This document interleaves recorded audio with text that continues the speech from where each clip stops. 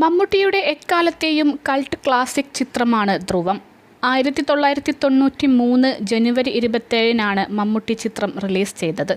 ധ്രുവം ഇപ്പോൾ OTTയിലും ലഭ്യമാണ്. ആമസോൺ പ്രൈം വീഡിയോയിൽ മമ്മൂട്ടി ചിത്രം സ്ട്രീമിംഗ് ചെയ്യുന്നുണ്ട്. അക്കാലത്തെ ഹിറ്റ് ചിത്രമായിരുന്നു ധ്രുവം. നരസിംഹ മന്നാടിയാർ എന്ന നായക കഥാപാത്രമായിട്ടായിരുന്നു മമ്മൂട്ടി എത്തിയത്.